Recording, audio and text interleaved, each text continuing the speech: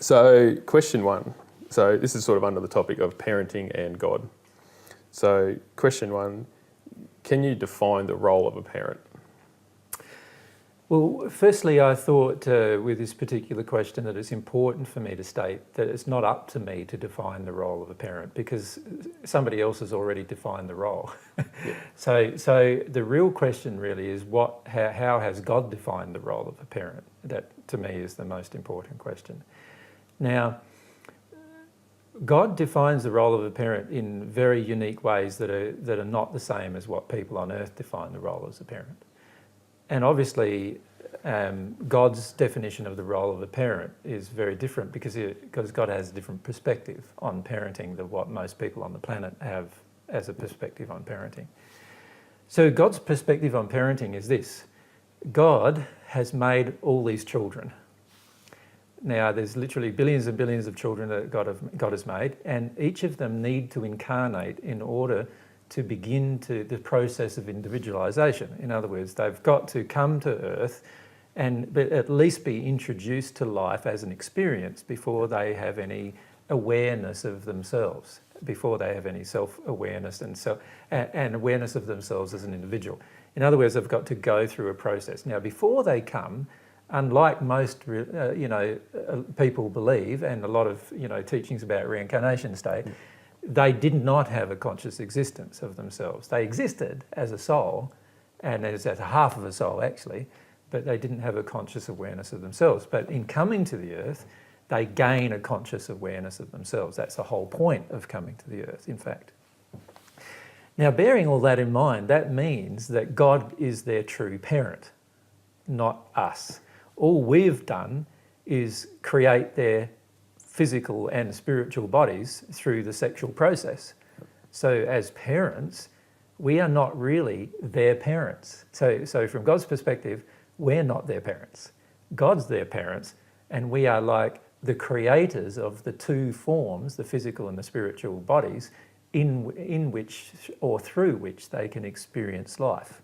Yep. In other words, God has involved us in the individualization process by giving us the ability, through the sexual procreation, the ability to create a spirit and a physical body in order for this unincarnated soul to connect to the spirit and physical worlds. Now, if we look at it from that perspective, we can see that actually, from God's perspective, we're not the parent, we're just the creator of two bodies, and we didn't do very much to create that either. And you could argue that in some cases we did very little or next to nothing to create those two bodies. Yeah. And so from God's perspective, we are not the child's parents. The child is God's child, and we have in fact a different role, and that role is to create the two bodies for which the child will use, that these two bodies will be used by the child, the soul of the child, yep, to interface or to connect with its experience of becoming individualized, its experience of learning about itself. Yep. So if you think about it from that perspective, then the way God defines the role of a parent is we are only the creators of the vessels that the child will use for a specific period of time, some longer, some shorter, where it will learn to experience itself.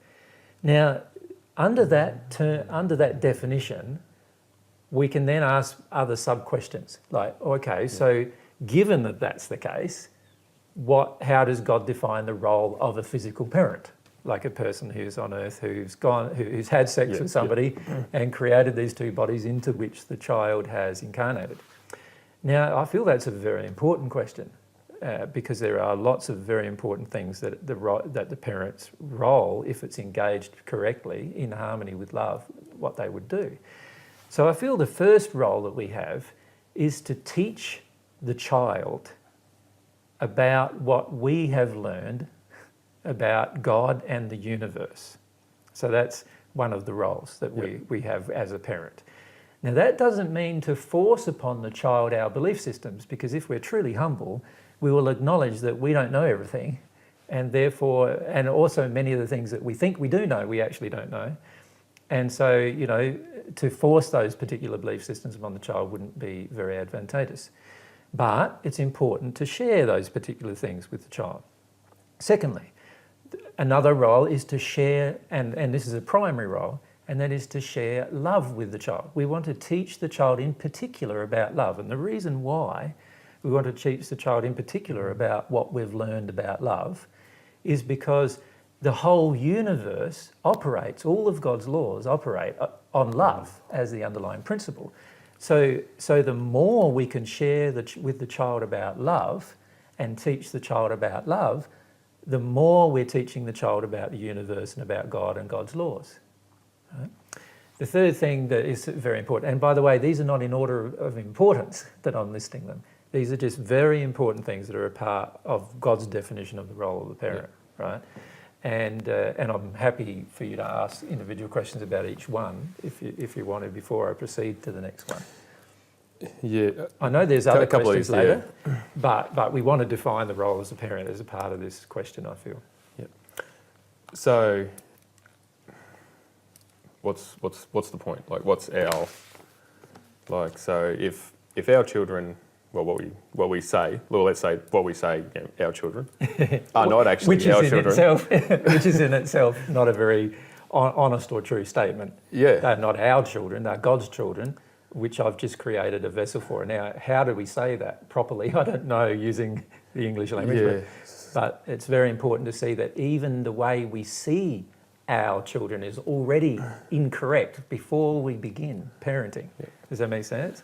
And that's the problem, that before we even begin parenting, we've already begun by assuming they're our children, which is an invalid assumption. And that is very important to understand. They're not our children. They're God. So it's like you're being given the care of somebody else's child. What are you going to do with that? Yeah. What would you choose to do with that if it was you being given this care? Because you've been given the care of two of them. Yeah. So what would you choose to do with that? Now, one of the things I would choose to do as that, if you like, surrogate, is to firstly show them who their real parent is. That would be one of the things I would definitely choose to do. To discuss with them, you know, the universe around them, how it's all governed by love, and this is all a reflection about their real parent, who their real parent is. That's a pretty confronting thing, I suppose, for a parent is, to be told, you know, you're not actually their parent, you're a surrogate. Exactly.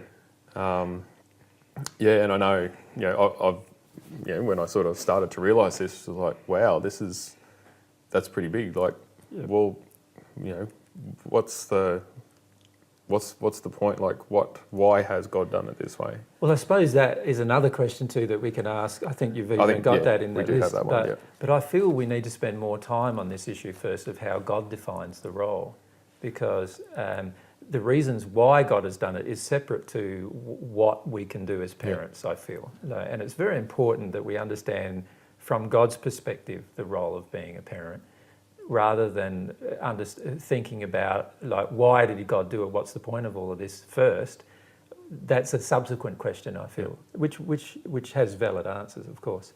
But I feel the more important questions are what is the definition of the role, as you've asked in this question, and as I've mentioned, I feel the first thing is this very important issue of introducing the child to the world, to the universe, and introducing the child to God, introducing the child to God's laws, introducing the child to truth, introducing the child to love, introducing the child to humility, introducing the child to other things, that we have an eternal existence. All of these other things need to be introduced to the child, not as a lecture, but through the parent's example of the parent learning these particular things and talking to the child about these kind of things as the child is growing, and not forcing the child to accept any of it either, because to do so would be against or out of harmony with the laws of free will. So it's a matter of sharing with the child. Now, as a parent, though, one of the primary roles and one of the primary things that God has defined for us is that God has given a whole structure, if you like, under which the universe operates. And we could refer to that structure as God's laws, right? Yep. All of God's laws are loving. Now, if we as a parent avoid setting up loving laws inside of our family, we are teaching the child to become rebellious to God's laws. So one very important role, if you like, or definition of being the parent, is to actually teach the child there are laws or constraints. If they are truly loving, there are laws that are based around love that will guide their actions. Now, and there would need to be some kind of consequence if the law of love isn't actually upheld. Now, God automatically engages these consequences, so we don't have to create any more laws than what God has created necessarily. All we need to do is make sure that the child sees the outcome of embracing the law, which is always going to be happy and positive, or sees the outcome of rebelling against the law, which is always going to result in pain and suffering. So whenever the child feels pain and suffering, the child understands that it partly is because of its own choice to do something about breaking the law. Now, of course, to understand all of those principles, it's important that the parent You've got to understand you have to yourself. understand them yourself, right? And this is where I feel the big problem is with parenting on the planet at the moment, is that the majority of parents have no idea about any of God's laws. They have no idea about God's definition of love. They have no idea of what God's definition of truth is. They have no idea what it means to be humble. And so it's almost impossible for them now to appropriately bring up their children. Yeah. And this is the problem that we have. To really bring up a child, the parent is going to have to become far more humble generally than they currently are, and realise all of these basic fundamental truths before they'll be able to actually appropriately absorb the role in which God has placed them, if you like. Yeah. So if the parent doesn't understand God's laws and love, basically, Yep. It's almost a bit pointless trying to create your own pseudo set of rules or a loving environment or... Yeah, I wouldn't say it's ever pointless, because in the process you come to learn about love yourself, right, through this interaction. This is what we'll discuss as you ask different questions. I don't feel it's ever pointless for the parent to set up rules or laws inside of their own household. I feel it's imperative that they understand how those rules or laws apply to God's rules or laws, and whether they are actually doing the same as God's. Now, my feelings are this, and these feelings are very strong when it comes to parenting. If you as a parent are not very sincere about finding out what God's laws are, and you're not very sincere about living in harmony with them, and you're not very sincere about, doing the things that you need to do in order to embrace love in your life, then how can you ever expect your children to be sincere about those particular things? Yeah. To expect your child to do so would be hypocritical. So my suggestion to parents is, first thing, if they're going to become parents, they need to analyse whether they are personally sincere about doing all of those things first. Yep. Now, we can't expect our child to do something that we're not willing to do. So you think about it, we are a child of God. If we're not willing to see God's definition of love, and we're not willing to see God's definition of truth, and we're not willing to see God's definition of humility, and we're not willing to see a lot of things in God's universal laws, then now let's place this role as we're the parent, and imagine for a moment that we actually have a child, which we don't actually have, because we've already mentioned that, but imagine that in our own mind we believe, I've now got this newborn child. How can we ever expect that this child honours my law, that this child honours my definition of love, this child honours my definition of truth, this child becomes humble enough to accept my definition of things? If I've not done that with God, how can I then expect the child to do it with me? Yep. And this is where I feel it's very important that we understand the role in which God has placed us by allowing us to create the physical and material bodies into which his child becomes incarnate and individualised. Once we understand these basic principles in our own relationship with God, then we can inculcate them in our child. But that means, don't go down the track then as a parent and saying, I don't know what God's laws are, so I'm not going to give my child any.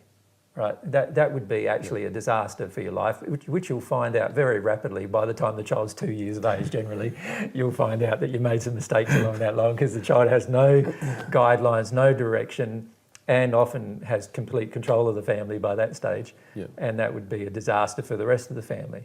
And in fact, everyone in the family, their free will were being impacted by one very spoilt child under those circumstances.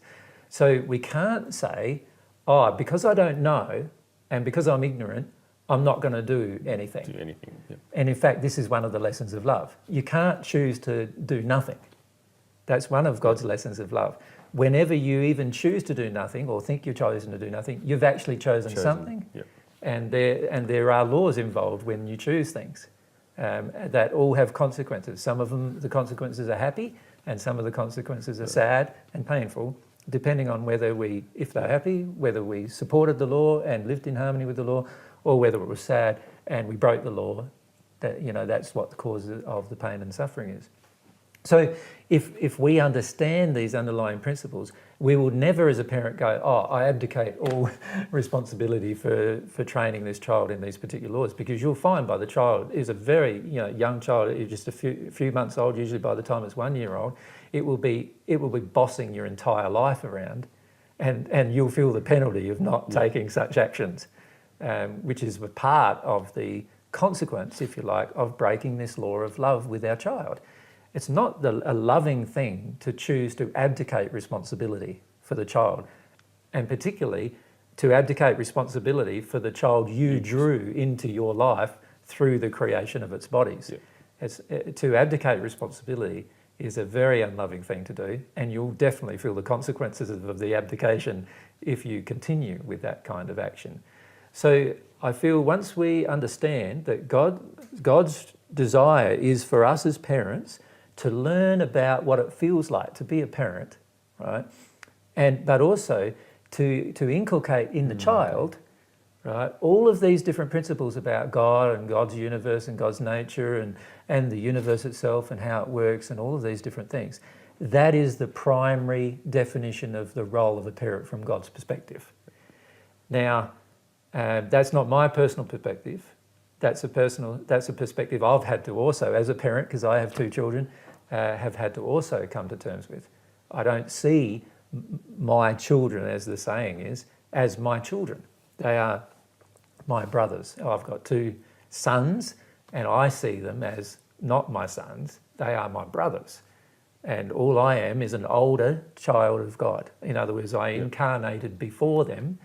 Now, hopefully that means that I know a bit more than they do, but it's not always a guarantee, right? And in fact, if I've spent little of my life investigating God's laws, little of my life practicing love, little of my life being humble and wanting truth, then it's highly likely that my children will know more by the time they're 2 or 3 years of age about the universe than I will. And in fact, if I continue to inculcate upon them my definition, I'll destroy their knowledge through this process. So, if I hold on to these concepts that I am the parent, I'm the boss, I'm the person that dictates what to do or say, then I'm already out of harmony with love from God's perspective.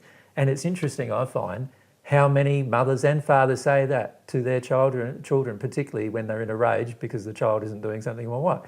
I'm your parent, you must listen to me, or I'm your mother, how dare you? I brought you into the world. No, you didn't. You made through a process 2 bodies. And sure, the mother's process was 9 months, whereas the father is maybe a few minutes, or even less than that, perhaps sometimes. But the reality is, it is still not your parent. You are still not the child's mother. All you've done is cared for the physical and spiritual bodies of this child for 9 months. Yep. That's all you've done. And you've got to get your mind and your feelings in perspective as to how God sees this whole process.